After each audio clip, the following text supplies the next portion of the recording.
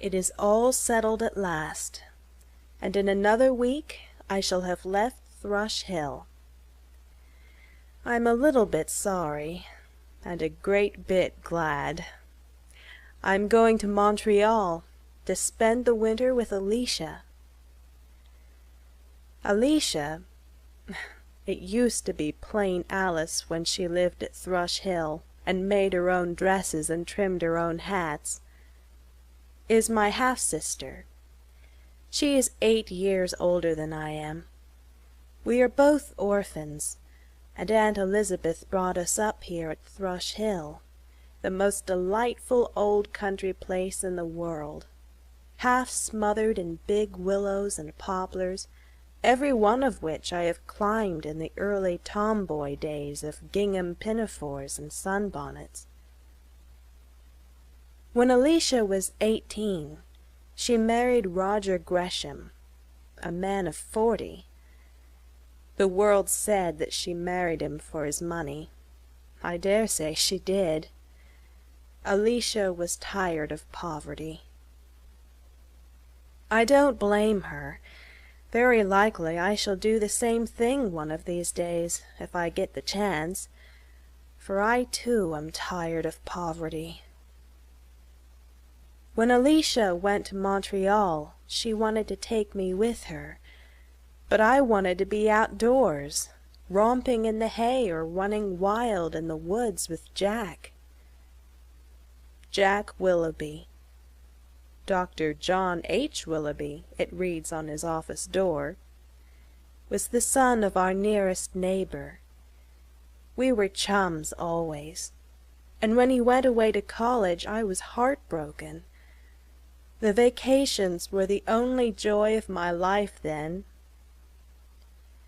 I don't know just when I began to notice a change in Jack, but when he came home 2 years ago, a full-fledged M.D., a great, tall, broad-shouldered fellow, with the sweetest mustache and lovely thick black hair, just made for poking one's fingers through, I realized it to the full. Jack was grown up.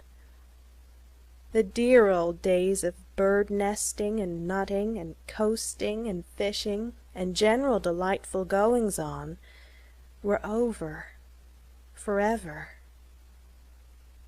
I was sorry at first. I wanted Jack. Dr. Willoughby seemed too distinguished and far away. I suppose he found a change in me, too. I had put on long skirts and wore my hair up. I had also found out that I had a complexion, and that sunburn was not becoming. I honestly thought I looked pretty, but Jack surveyed me with decided disapprobation. "What have you done to yourself? You don't look like the same girl. I'd never know you in that rig-out, with all those flippery-trippery curls all over your head. Why don't you comb your hair straight back and let it hang in a braided tail like you used to?" This didn't suit me at all. When I expect a compliment and get something quite different, I always get snippy. So I said, with what I intended to be crushing dignity, that I supposed I wasn't the same girl. I had grown up, and if he didn't like my curls he needn't look at them. For my part, I thought them infinitely preferable to that horrid, conceited-looking mustache he had grown. "I'll shave it off if it doesn't suit you," said Jack amiably. Jack is always so provokingly good-humored.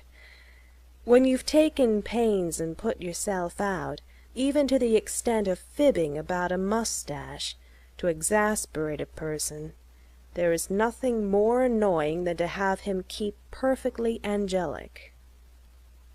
But after a while, Jack and I adjusted ourselves to the change in each other, and became very good friends again.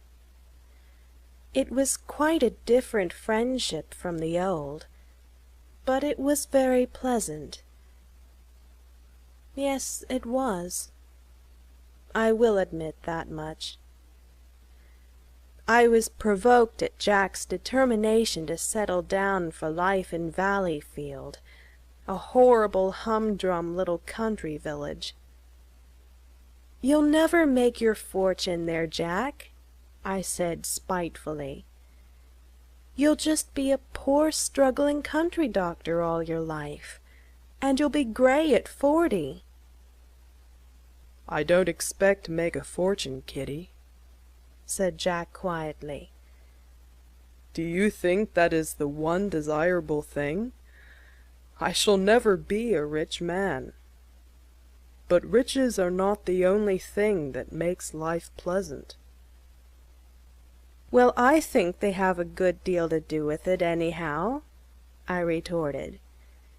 "It's all very well to pretend to despise wealth, but it's generally a case of sour grapes. I will own up honestly that I'd love to be rich." It always seems to make Jack blue and grumpy when I talk like that. I suppose that is one reason why he never asked me to settle down in life as a country doctor's wife. Another was, no doubt, that I always nipped his sentimental sproutings religiously in the bud. 3 weeks ago, Alicia wrote to me, asking me to spend the winter with her. Her letters always make me just gasp with longing for the life they describe. Jack's face, when I told him about it, was so woe-begone that I felt a stab of remorse, even in the heyday of my delight. "Do you really mean it, Kitty? Are you going away to leave me?" "You won't miss me much," I said flippantly. I had a creepy, crawly presentiment that a scene of some kind was threatening. "And I'm awfully tired of Thrush Hill and country life, Jack. I suppose it is horribly ungrateful of me to say so, but it is the truth." "I shall miss you," he said soberly. Somehow he had my hands in his. How did he ever get them? I was sure I had them safely tucked out of harm's way behind me. "You know, Kitty, that I love you. I am a poor man, perhaps I may never be anything else, and this may seem to you very presumptuous. But I cannot let you go like this. Will you be my wife, dear?" Wasn't it horribly straightforward and direct? So like Jack. I tried to pull my hands away, but he held them fast. There was nothing to do but answer him. That no I had determined to say must be said. But oh, how woefully it did stick in my throat.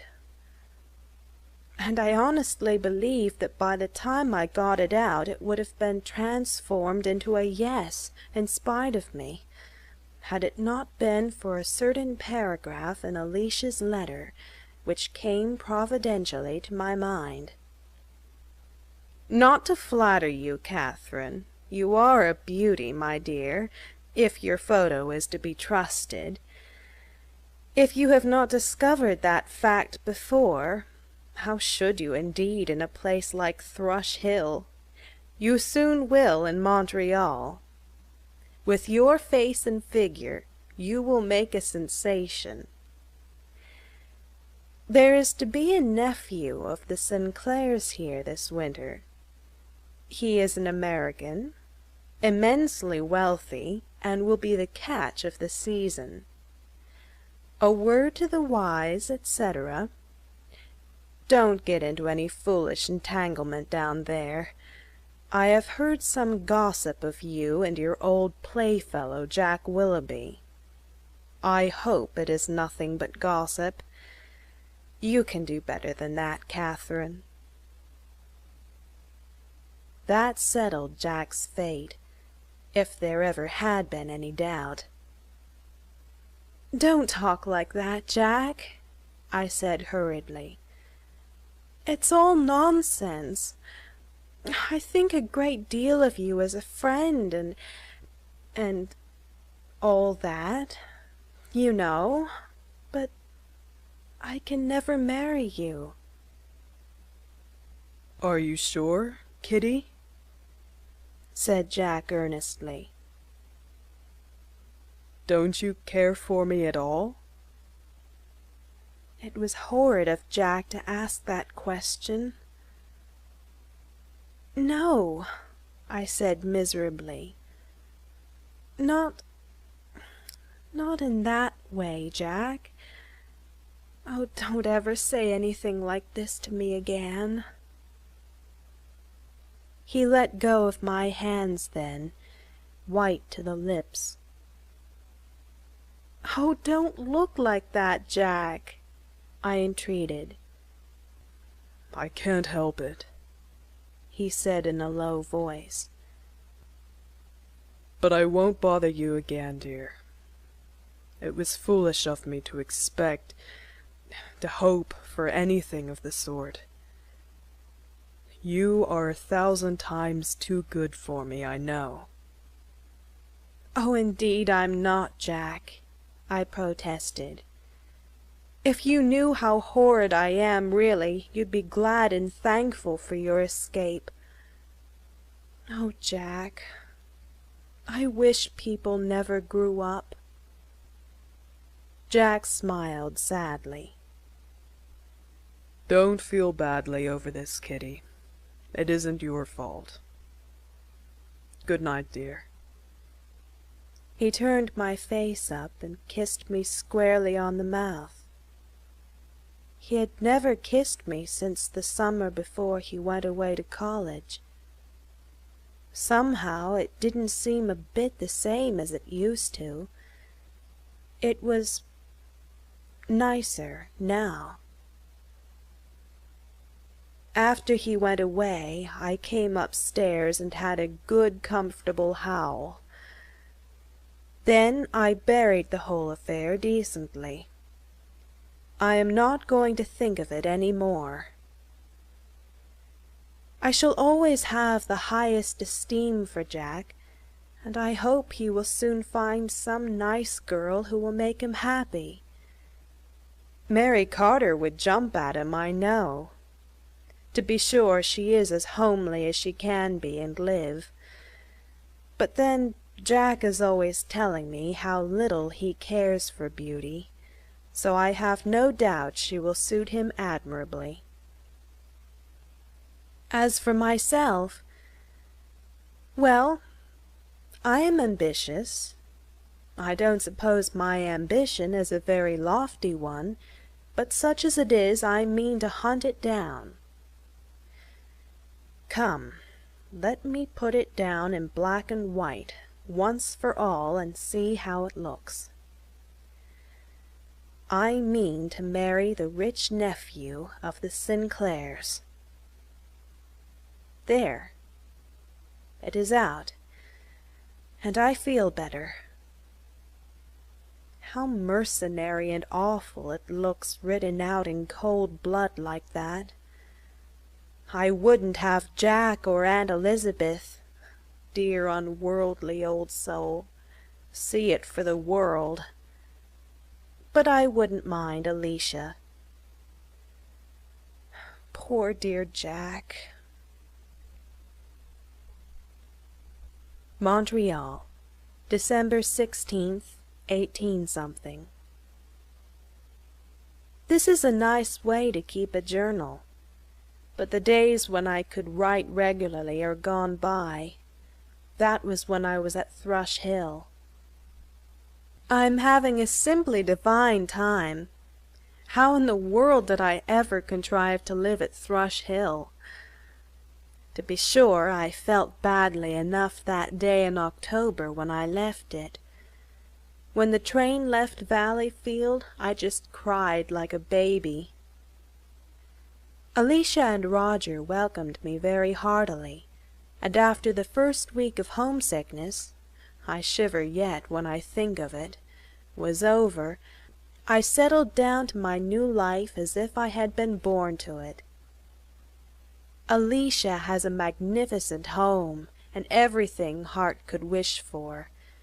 Jewels, carriages, servants, opera boxes, and social position. Roger is a model husband, apparently. I must also admit that he is a model brother-in-law. I could feel Alicia looking me over critically the moment we met. I trembled with suspense, but I was soon relieved. "Do you know, Catherine, I am glad to see that your photograph didn't flatter you. Photographs so often do. I am positively surprised at the way you have developed, my dear.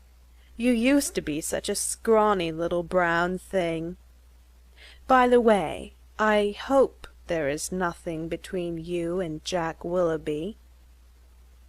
"No, of course not," I answered hurriedly. I had intended to tell Alicia all about Jack, but when it came to the point I couldn't. "I'm glad of that," said Alicia, with a relieved air. "Of course I've no doubt Jack is a good fellow enough. He was a nice boy, but he would not be a suitable husband for you, Catherine." I knew that very well. That was just why I had refused him. But it made me wince to hear Alicia say it. I instantly froze up. Alicia says dignity is becoming to me, and Jack's name has never been mentioned between us since. I made my bow to society at an at-home which Alicia gave for that purpose. She drilled me well beforehand, and I think I acquitted myself decently. Charlie Van Cleek, whose verdict makes or mars every debutante in his set, has approved of me. He called me a beauty, and everybody now believes that I am one, and greets me accordingly. I met Gus Sinclair at Mrs. Brompton's dinner. Alicia declares it was a case of love at first sight. If so, I must confess that it was all on one side. Mr. Sinclair is undeniably ugly. Even Alicia has to admit that, and can't hold a candle to Jack in point of looks, for Jack, poor boy, was handsome, if he were nothing else. But as Alicia does not fail to remind me, Mr. Sinclair's homeliness is well gilded. Apart from his appearance, I really liked him very much. He's a gentlemanly little fellow. His head reaches about to my shoulder. Cultured and travelled, and can talk splendidly, which Jack never could. He took me into dinner at Mrs. Brompton's, and was very attentive. You may imagine how many angelic glances I received from the other candidates for his favour. Since then, I have been having the gayest time imaginable. Dances, dinners, luncheons, afternoon teas, functions to no end, and all delightful. Aunt Elizabeth writes to me, but I have never heard a word from Jack. He seems to have forgotten my existence completely. No doubt he has consoled himself with Mary Carter. Well, that is all for the best. But I must say I did not think Jack could have forgotten me so soon, or so absolutely. Of course it does not make the least difference to me. The Sinclairs and the Bromptons and the Curries are to dine here tonight. I can see myself reflected in the long mirror before me, and I really think my appearance will satisfy even Gus Sinclair's critical eye. I am pale as usual. I never have any color. That used to be one of Jack's grievances. He likes pink and white milkmaidish girls. My magnificent pallor didn't suit him at all. But, what is more to the purpose, it suits Gus Sinclair. He admires the statuesque style. Montreal, January 20th, 18-something. Here it is a whole month since my last entry. I'm sitting here, decked out in gloss of satin and glimmer of pearls, for Mrs. Curry's dance. These few minutes, after I emerge from the hands of my maid, and before the carriage is announced, are almost the only ones I ever have to myself. I'm having a good time still. Somehow, though, it isn't as exciting as it used to be. I'm afraid I'm very changeable. I believe I must be home.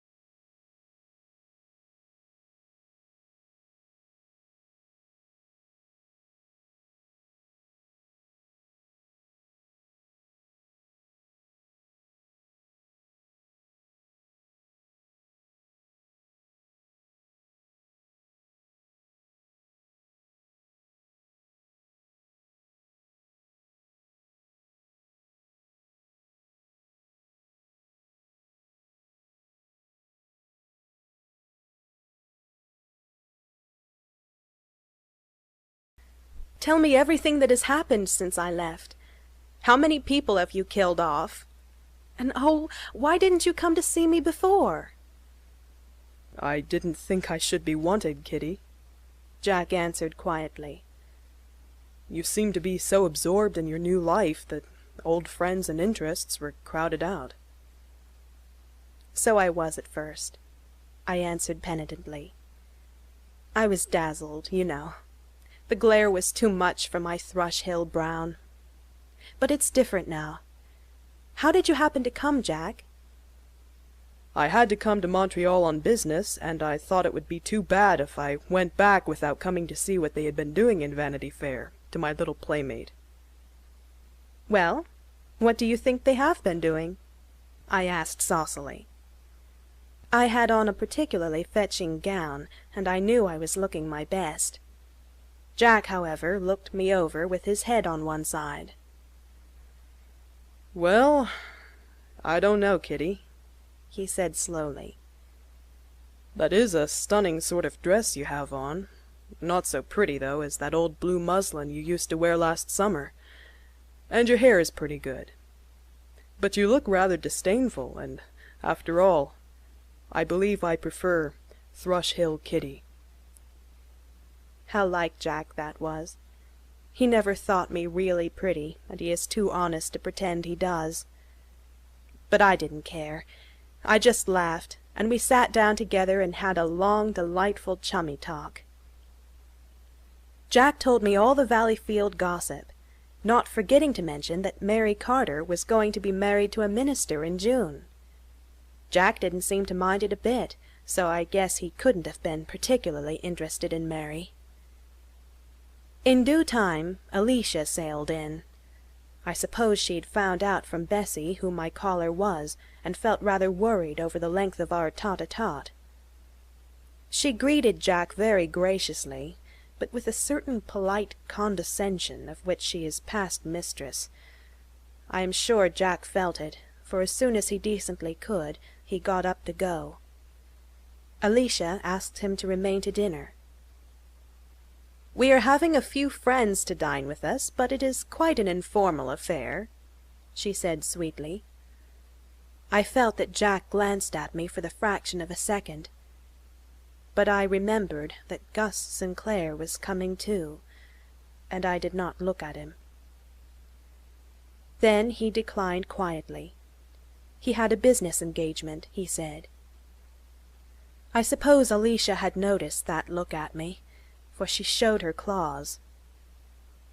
"Don't forget to call any time you are in Montreal," she said, more sweetly than ever. "I am sure Catherine will always be glad to see any of her old friends, although some of her new ones are proving very absorbing, one in especial. Don't blush, Catherine. I'm sure Mr. Willoughby won't tell any tales out of school to your old Valleyfield friends." I was not blushing, and I was furious. It was really too bad of Alicia, although I don't see why I need have cared. Alicia kept her eye on us both until Jack was fairly gone. Then she remarked in the patronizing tone which I detest, "Really, Catherine, Jack Willoughby has developed into quite a passable-looking fellow, although he is rather shabby. But I suppose he is poor." "Yes," I answered curtly. "He is poor. In everything except youth and manhood and goodness and truth. But I suppose those don't count for anything." Whereupon Alicia lifted her eyebrows and looked me over. Just at dusk, a box arrived with Jack's compliments.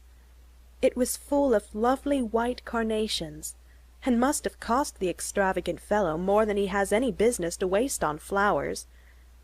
I was beast enough to put them on when I went down to listen to another man's love-making.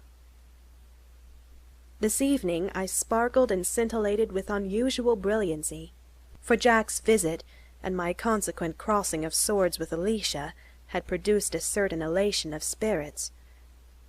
When Gus Sinclair was leaving, he asked if he might see me alone tomorrow afternoon.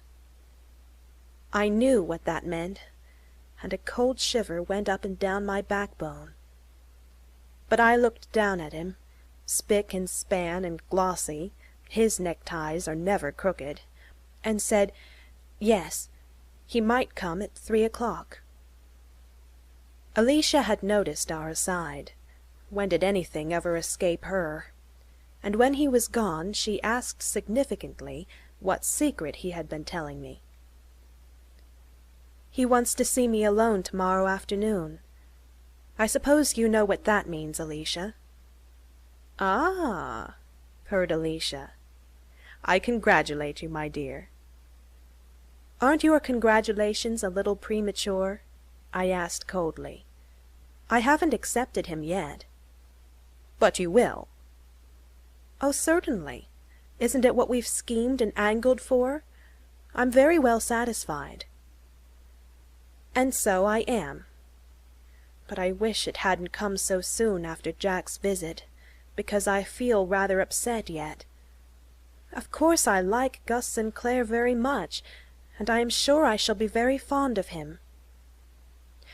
Well, I must go to bed now and get my beauty sleep. I don't want to be haggard and hollow-eyed at that important interview tomorrow. An interview that will decide my destiny. Thrush Hill, May 6th, 18-something. Well, it did decide it, but not exactly in the way I anticipated. I can look back on the whole affair quite calmly now, but I wouldn't live it over again for all the wealth of India. That day when Gus Sinclair came, I was all ready for him. I had put on my very prettiest new gown to do honor to the occasion, and Alicia smilingly assured me I was looking very well. And so cool and composed. Will you be able to keep that up? Don't you really feel a little nervous, Catherine? Not in the least, I said. I suppose I ought to be, according to traditions, but I never felt less flustered in my life. When Bessie brought up Gus Sinclair's card, Alicia dropped a pecky little kiss on my cheek and pushed me toward the door. I went down calmly, although I'll admit that my heart was beating wildly. Gus Sinclair was plainly nervous, but I was composed enough for both. You would really have thought that I was in the habit of being proposed to by a millionaire every day. I suppose you know what I have come to say, he said, standing before me, as I leaned gracefully back in a big chair, having taken care that the folds of my dress fell just as they should. And then he proceeded to say it, in a rather jumbled-up fashion, but very sincerely. I remember thinking at the time that he must have composed the speech in his head the night before, and rehearsed it several times, but was forgetting it in spots. When he ended with the self-same question that Jack had asked me 3 months before at Thrush Hill, he stooped and took my hands. I looked up at him. His good, homely face was close to mine, and in his eyes was an unmistakable look of love and tenderness. I opened my mouth to say yes. And then there came over me in one rush the most awful realization of the sacrilege I was going to commit. I forgot everything except that I loved Jack Willoughby, and that I could never, never marry anybody in the world except him. Then I pulled my hands away and burst into hysterical, undignified tears.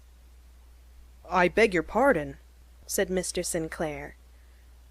I did not mean to startle you. Have I been too abrupt? Surely you must have known. You must have expected. Yes, yes, I knew, I cried miserably. And I intended right up to this very minute to marry you. I'm so sorry, but I can't. I don't understand, he said in a bewildered tone. If you expected it, then why don't you care for me? No, that's just it, I sobbed. I don't love you at all, and I do love somebody else, but he is poor, and I hate poverty. So I refused him, and I meant to marry you, just because you are rich." Such a pained look came over his face.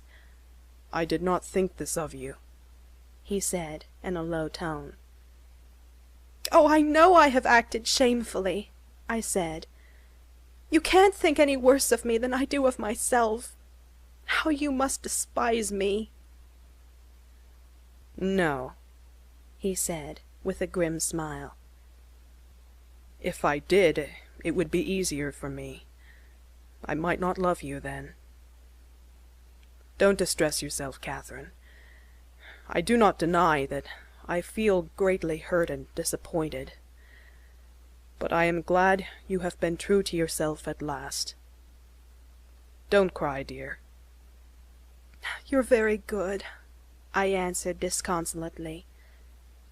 "But all the same, the fact remains that I have behaved disgracefully to you, and I know you think so. Oh, Mr. Sinclair, please, please go away. I feel so miserably ashamed of myself that I cannot look you in the face." "I am going, dear," he said gently. "I know all this must be very painful to you, but it is not easy for me either." "Can you forgive me?" I said wistfully. "Yes, my dear, completely. Do not let yourself be unhappy over this. Remember that I will always be your friend. Good-bye." He held out his hand and gave mine an earnest clasp. Then he went away. I remained in the drawing-room, partly because I wanted to finish out my cry, and partly because, miserable coward that I was, I didn't dare face Alicia. Finally she came in, her face wreathed with anticipatory smiles. But when her eyes fell on my forlorn, crumpled self, she fairly jumped. "Catherine, what is the matter?" she asked sharply. "Didn't Mr. Sinclair—" "Yes, he did," I said desperately. "And I've refused him. There now, Alicia." Then I waited for the storm to burst. It didn't all at once. The shock was too great, and at first quite paralyzed my half-sister. "Catherine," she gasped, "are you crazy? Have you lost your senses?" "No, I've just come to them. It's true enough, Alicia. You can scold all you like. I know I deserve it, and I won't flinch. I did really intend to take him, but when it came to the point, I couldn't. I didn't love him." Then, indeed, the storm burst. I never saw Alicia so angry before, and I never got so roundly abused. But even Alicia has her limits, and at last she grew calmer. "You have behaved disgracefully," she concluded. "I'm disgusted with you. You have encouraged Gus Sinclair markedly right along, and now you throw him over like this. I never dreamed that you were capable of such unwomanly behavior." "That's a hard word, Alicia," I protested feebly. She dealt me a withering glance. "It does not begin to be as hard as your shameful conduct merits. To think of losing a fortune like that for the sake of sentimental folly! I didn't think you were such a consummate fool." "I suppose you absorbed all the sense of our family," I said drearily. "There now, Alicia, do leave me alone. I'm down in the very depths already." "What do you mean to do now?" said Alicia scornfully. "Go back to Valleyfield and marry that starving country doctor of yours, I suppose?" I flared up then. Alicia might abuse me all she liked, but I wasn't going to hear a word against Jack. "Yes, I will, if he'll have me," I said, and I marched out of the room and upstairs, with my head very high. Of course I decided to leave Montreal as soon as I could. but I couldn't get away within a week, and it was a very unpleasant one. Alicia treated me with icy indifference, and I knew I should never be reinstated in her good graces. To my surprise, Roger took my part. "Let the girl alone," he told Alicia. "If she doesn't love Sinclair, she was right in refusing him. I, for one, am glad that she has got enough truth and womanliness in her to keep her from selling herself." Then he came to the library where I was moping, and laid his hand on my head. "Little girl," he said earnestly, "no matter what anyone says to you, never marry a man for his money, or for any other reason on earth except because you love him."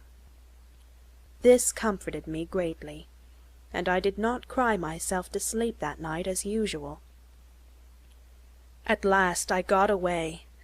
I had telegraphed to Jack, "Am coming home Wednesday. Meet me at train." And I knew he would be there. How I longed to see him again. Dear old, badly treated Jack. I got to Valleyfield just at dusk. It was a rainy evening, and everything was slush and fog and gloom. But away up I saw the home light at Thrush Hill, and Jack was waiting for me on the platform. "Oh, Jack!" I said, clinging to him, regardless of appearances. "Oh, I'm so glad to be back." "That's right, Kitty. I knew you wouldn't forget us. How well you are looking." "I suppose I ought to be looking wretched," I said penitently. "I've been behaving very badly, Jack. Wait till we get away from the crowd, and I'll tell you all about it." And I did. I didn't gloss over anything, but just confessed the whole truth. Jack heard me through in silence, and then he kissed me. "Can you forgive me, Jack, and take me back?" I whispered, cuddling up to him. And he said, but on second thought, I will not write down what he said. We are to be married in June.